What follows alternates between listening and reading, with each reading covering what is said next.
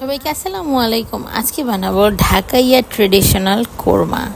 গরুর কোরমাটা রানের পেছনের অংশের মাংস দিয়ে হয়ে থাকে। এরকম চাকা চাকা বড় বড় পিস হবে, সাথে চর্বি থাকা লাগবে অবশ্যই।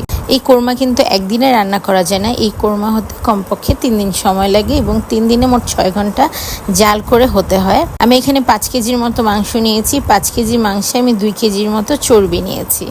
মোটা মোটা চর্বিগুলো নেবেন যেন গলে একদম নরম হয়ে যায়। এখানে কোনো তেল ইউজ করা হবে না, চর্বি দিয়ে পুরোটা মাংস হবে। একদম অল্প করে লবণ দিব, কারণ মাংসের গায়ের থেকে অনেক লবণ, চর্বি থেকে অনেক লবণ ওঠে।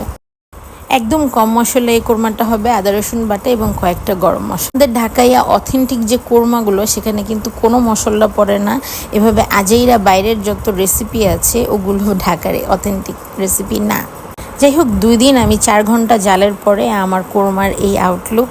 এখন যে চর্বিগুলো গলে যায়নি সেগুলো আমি আলাদা করে ব্লেন্ড করে সেগুলো মিশিয়ে দেব। মাংসগুলো আমি আলাদা আলাদা করে দেখাচ্ছি কিরকম নরম হয়ে গিয়েছে। ধরার সাথে সাথেই ভেঙে যাচ্ছে, মানে ধরার আগেই এটা ছুটে যায়। আমরা এই কোরমাগুলো বেসিক্যালি কদিন পরে মহরম আসবে, সেটা একটা ঢিলা খিচুড়ি হয়, ওই খিচুড়ির সাথে মিশিয়ে দেওয়ার জন্য চর্বিগুলো এখন আমি মিশিয়ে পুরো বক্স করে ফেলবো। এগুলো আমরা বছর লাগিয়ে খাবো, একদম র টেস্ট আসে, খুবই মজা। আজকের মতো এখানেই, ধন্যবাদ।